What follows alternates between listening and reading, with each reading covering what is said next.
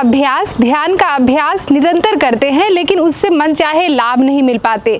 जब भी प्राणायाम या ध्यान का अभ्यास लंबी देर तक करना चाहें तो शरीर साथ नहीं देता, क्योंकि बैठ नहीं पाते हैं।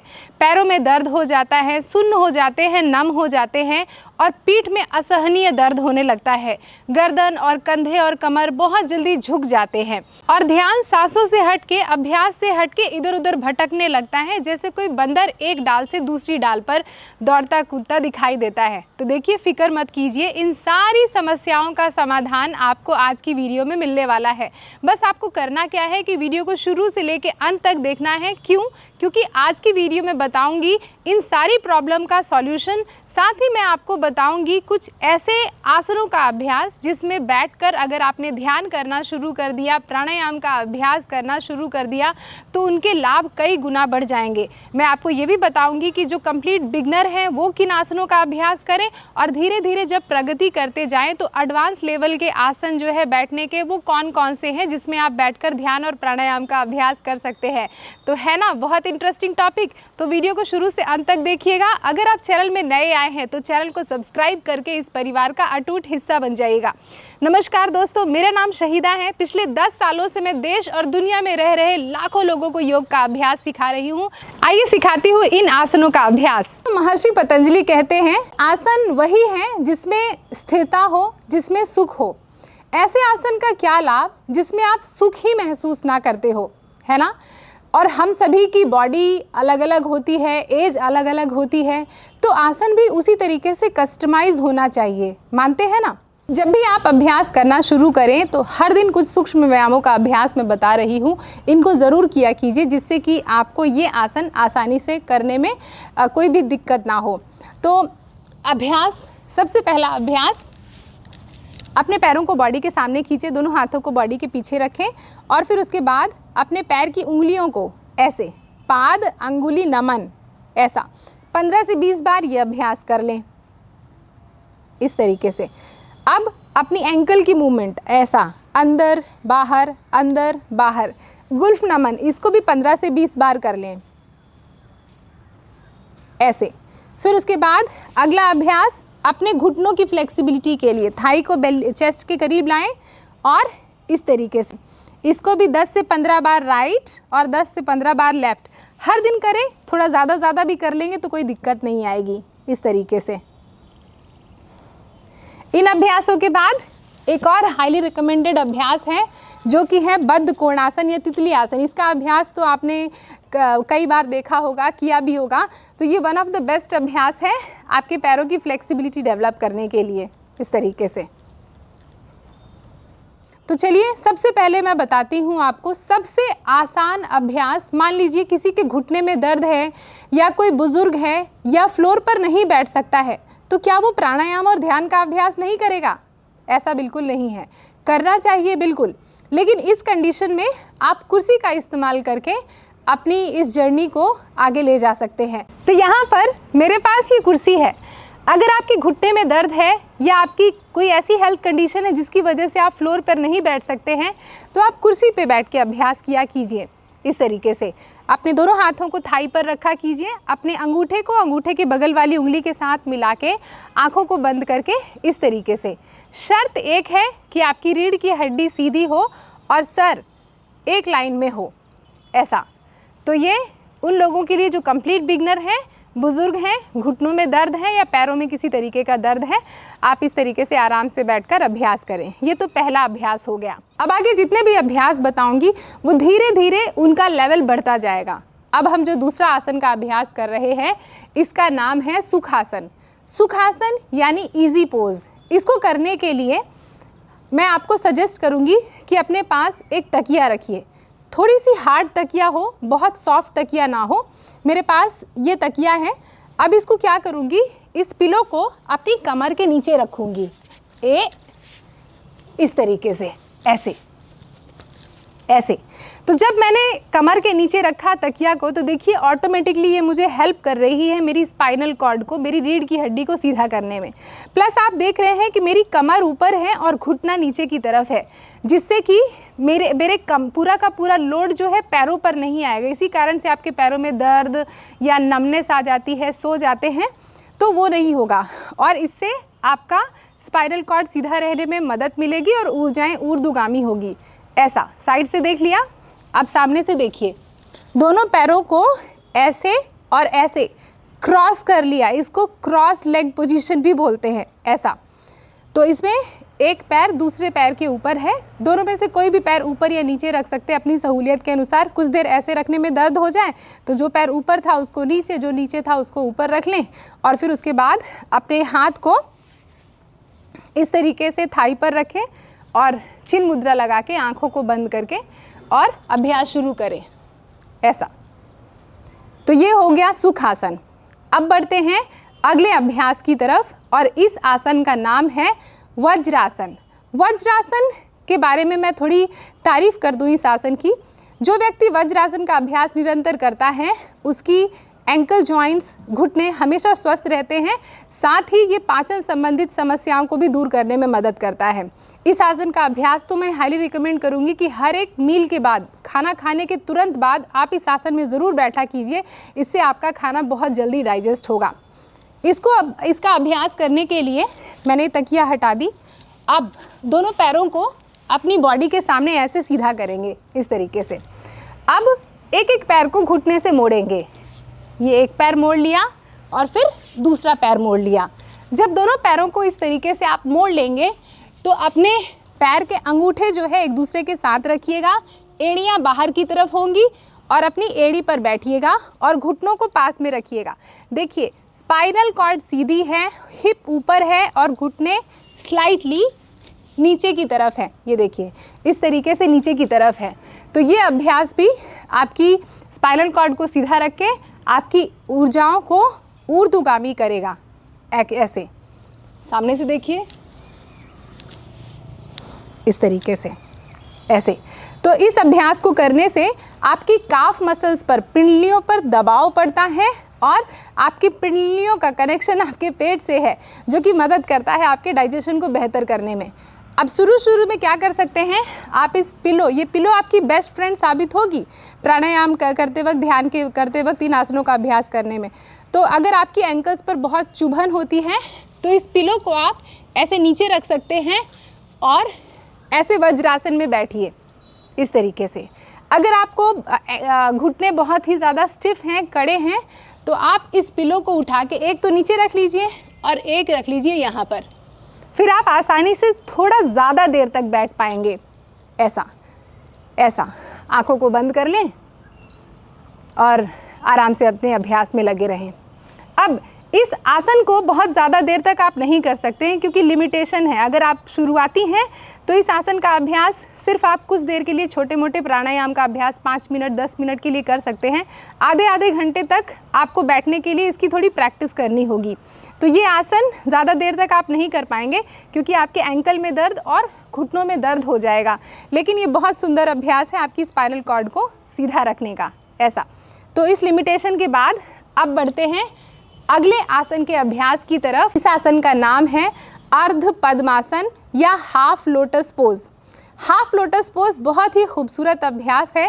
अब इस अभ्यास को करने के लिए इस पिलो को वापस से अपनी कमर के नीचे रखिए, ऐसे पैरों को सीधा कीजिए ऐसे, और फिर उसके बाद अपने एक पैर को, लेफ्ट पैर को उठाया और ऐसे अपने राइट थाई के ऊपर रख दें यहाँ पर, और इससे भी कमर के नीचे तकिया है और आपका घुटना नीचे की तरफ है, तो ये आपको मदद करेगा आपकी स्पाइन को सीधा करने में। आसन जितना आसान अभी मेरे करने से आपको दिख रहा है उतना आसान बहुत से लोगों के लिए होगा नहीं, क्योंकि आपके हिप्स के अराउंड बहुत ज़्यादा स्टिफनेस होगी, टाइटनेस होगी, और ये बिगनर लेवल का ही अभ्यास है।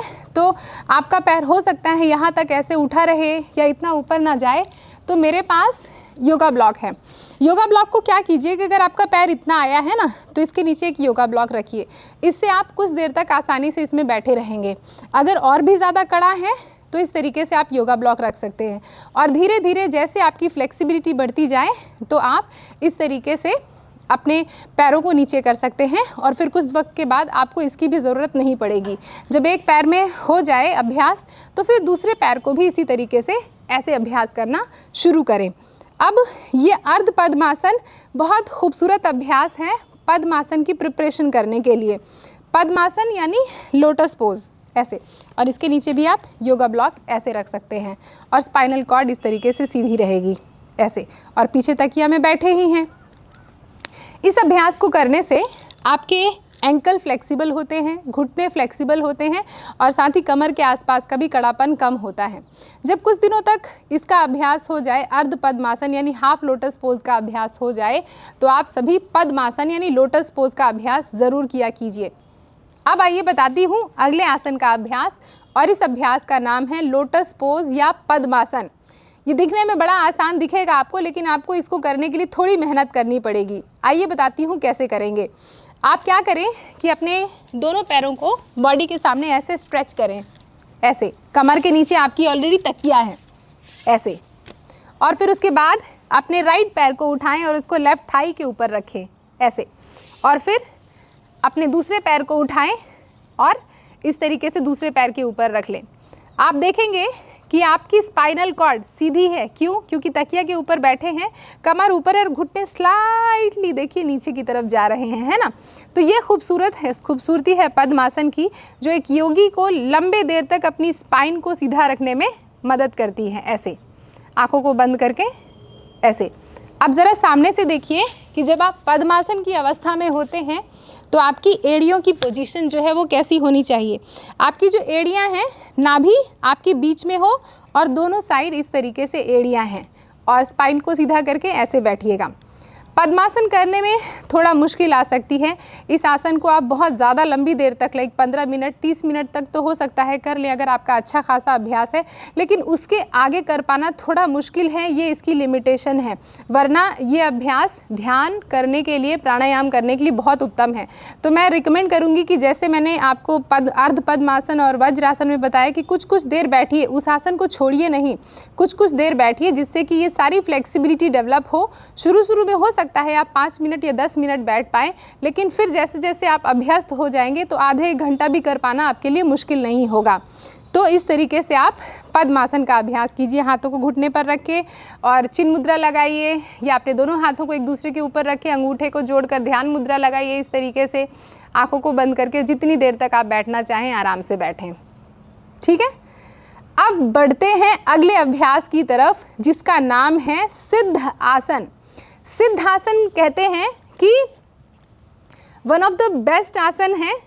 कहा जाए कि एक ध्यान के लिए जो सबसे बेस्ट आसन है वो कौन सा है, तो वो है सिद्धासन। सिद्धासन इसलिए क्योंकि इसके करने से ना तो कमर में दर्द होता है, ना पैरों में दर्द होता है, लेकिन हाँ आपको इसकी टेक्निक अच्छी तरीके से आनी चाहिए। तो मैं हूँ बताने के लिए ना आपको। तो आप क्या करेंगे, सिद्धासन करने के लिए अपने पैरों को बॉडी के सामने ऐसे खींच लिया। अब आपके पैर की लेफ्ट एड़ी, पैर को घुटने से मोड़े और ध्यान दीजिए, महिलाओं में वजाइनल ओपनिंग और पुरुषों में आपका जो जेनाइटल है उसके एग्जैक्टली नीचे आपके पेल्विक रीजन के पास पेरिनियम में आपको अपनी एड़ियों को टक करना है। ऐसा इसलिए करना है कि आपकी जो एनर्जी मूलाधार यानी सबसे लोअर चक्र में वहाँ पर कुंडलिनी शक्ति है, वो जो है उसका गमन नीचे की तरफ ना हो, है ना, ऊर्ध्वगामी हो, ऊपर की तरफ हो। अब इस ऊर्जा के रिसाव को रोकने के लिए हम क्या करेंगे, अपने लेफ्ट पैर की एड़ी को थोड़ा सा पीछे की तरफ ऐसे जाएंगे और ऐसे रख देंगे इस तरीके से, है ना। सामने से देखिए, लेफ्ट पैर की एड़ी को थोड़ा सा पीछे की तरफ गए और लेफ्ट पैर की एड़ी को जहाँ आपका जननांग है, जहाँ से आप मूत्र विसर्जन करते हैं, तो महिलाओं में वजाइनल ओपनिंग और पुरुषों के जो जननांग है उसको ऊपर कीजिए और एड़ी को ऐसे टक कर दीजिए। अब अपने राइट पैर को घुटने से मोड़िए और अपने लेफ्ट काफ और थाई को ऐसे ओपन कीजिए जैसे कि कोई एनवलप ओपन करते हैं, और फिर उसके बाद अपने राइट पैर के तलवे को ऐसे फंसा दीजिए इस तरीके से, और फिर उसके बाद अपने लेफ्ट हाथ से राइट पैर का जो ये अंगूठा है इसको पुल कीजिए अंदर ऐसे, और फिर उसके बाद जैसे ही आप अपनी रीढ़ की हड्डी को सीधा करेंगे, आपकी लेफ्ट एड़ी का दबाव आपके पेल्विक रीजन पर बहुत अच्छा होगा। और कुछ देर जब आप इस आसन को लगा के रखेंगे तो आप महसूस करेंगे उस जगह पर सुन्न हो गया है, मतलब वहाँ पर अब कुछ देर के लिए ब्लड सर्कुलेशन रुक जाएगा, तो उस जगह पर आपको एक नमनेस महसूस होगी, सुन्न महसूस होगा। अगर आपको लगता है कि आपके दोनों टखनों के बीच में यहाँ पर अपने ऊपर वाले और नीचे वाले टखनों के बीच में थोड़ा सा कुछ अनकंफर्टेबल फील हो रहा है तो आप एक पतला कपड़ा या कोई स्पॉन्ज वहाँ पर रख सकते हैं। वो शुरू की बात है, फिर उसके बाद आपको उसकी भी ज़रूरत नहीं होगी। तो इस तरीके से आप सीधी हड्डी अपनी रीढ़ की हड्डी को करके रखिएगा। अब इस आसन की एक खूबसूरती बताती हूँ मैं आपको। इस आसन को करने से जो ऊर्जा का रिसाव है वो नहीं होता है, और जब आप इसके साथ चिन्ह मुद्रा लगा लेते हैं तो आपकी बॉडी का पूरा सर्किट जो है वो कंप्लीट हो जाता है। आपके दोनों पैर एक दूसरे से जुड़े हुए हैं और कहीं भी आपकी जो ऊर्जाएं हैं वो अर्थ की तरफ नहीं जा रही है, पृथ्वी की तरफ नहीं जा रही है। ये सारा का सारा शरीर एक तरीके से बहुत खूबसूरत एक पिरामिड हो गया है। और चूंकि कमर के पीछे तकिया है, हिप ऊपर है और घुटने स्लाइटली नीचे है, तो ऐसे ही नहीं किसी आसन को इतना बड़ा नाम दिया जाता है कि वन ऑफ द बेस्ट आसन जो है, जिसका हर एक ग्रंथ में, योग के हर एक ग्रंथ में जिक्र है ऐसे। तो ये हो गया सिद्धासन। सिद्ध योनि आसन किसको कहते हैं ये भी समझ लीजिए। जब इसका अभ्यास पुरुष करते हैं तो इसको कहते हैं सिद्धासन, और इसी आसन का अभ्यास जब महिलाएं करती हैं तो इसको कहते हैं सिद्ध योनि आसन। बस नाम में अंतर है, लेकिन जो काम करने का तरीका है, जो इसका प्रोसेस है, जो इसकी टेक्निक है, वो एग्जैक्टली सेम है। इस तरीके से आंखों को बंद करके फिर आप अपना प्राणायाम और ध्यान का अभ्यास करें। अब बहुत से लोगों के लिए ये थोड़ा मुश्किल है, क्योंकि देखिए एंकल की इतनी अच्छी फ्लेक्सिबिलिटी और घुटनों की और कमर की फ्लेक्सिबिलिटी थोड़ा अचीव करने में आपको वक्त लगेगा, लेकिन आपको डीमोटिवेट नहीं होना है। अपने बॉडी की लिमिटेशन को समझते हुए इसको थोड़ा सा आसान कर सकते हैं कि अपने इस पैर को आप ज़मीन पर रखें, लेफ़्ट एड़ी को आप इस तरीके से अपने जननांग के पास रखें और राइट पैर को करीब रखें। धीरे धीरे जब आपकी फ्लेक्सिबिलिटी डेवलप होने लगे तो फिर उसके बाद आप अपने पैरों को ऐसे और ऐसे इस तरीके से लॉक कर सकते हैं और आंखों को बंद करके आराम से ध्यान का अभ्यास, प्राणायाम का अभ्यास कर सकते हैं। देखा आपने कितना आसान है इन आसनों का अभ्यास। तो शुरू में मैंने बताया कुर्सी में बैठ के अभ्यास, फिर नेक्स्ट सुखासन का अभ्यास, आपको वज्रासन का अभ्यास, अर्ध पद्मासन का अभ्यास, पद्मासन का अभ्यास, सिद्ध योनि आसन, सिद्धासन और बिगिनर फ्रेंडली जो सिद्धासन है। इतने सारे अभ्यास अब आपको पता है, तो अब आपके मन में कोई कन्फ्यूजन नहीं होनी चाहिए। अगर कोई कन्फ्यूजन है तो फटाक से नीचे कमेंट करके आप मुझसे पूछ लीजिएगा। इसके अलावा अगर आप मेरे एक्सक्लूसिव कंटेंट देखना चाहते हैं तो मेरे चैनल की मेंबरशिप भी ज्वाइन कर सकते हैं। दोस्तों, अगर आप मेरी निगरानी में रह के योग का अभ्यास करना चाहते हैं, हर दिन अलग अलग तरीके के आसन, प्राणायाम, ध्यान, यौगिक क्लिंजिंग टेक्निक, साथ ही अपने लाइफस्टाइल को बेहतर करना और डाइट कैसी लेनी चाहिए आपको एज अ योगा प्रैक्टिशनर, ये सारी चीज़ें मैं आपको इन योगा क्लासेस में गाइड करती हूँ। ये ऑनलाइन योगा क्लासेस सुबह 7 बजे से 8 बजे मंडे टू फ्राइडे होती हैं, और इसमें आपके पास पूरी फ्लेक्सिबिलिटी होती है कि आप अपने ही घर के कंफर्ट जोन में, आप अपने ही घर पे बैठ के अपनी योगा मैट बिछाइए और जूम के माध्यम से जुड़ जाइए। आपके पास पूरी फ्रीडम है कि आप देश और दुनिया के किसी भी कोने में रह रहे हों, इन जूम योगा क्लासेस को आसानी से ज्वाइन कर सकते हैं।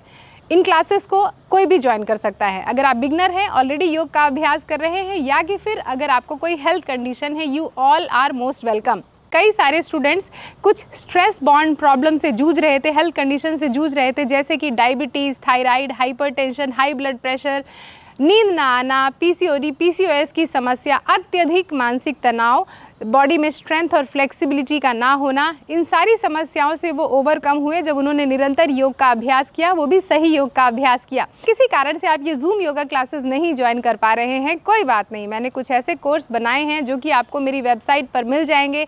इन कोर्सेज में 1 घंटे की वीडियोज़ आपको मिला करेगी, जिसमें आपको सीक्वेंस में आसन, प्राणायाम और ध्यान का अभ्यास सिखाया जाएगा, और वो भी बिगनर फ्रेंडली होगा।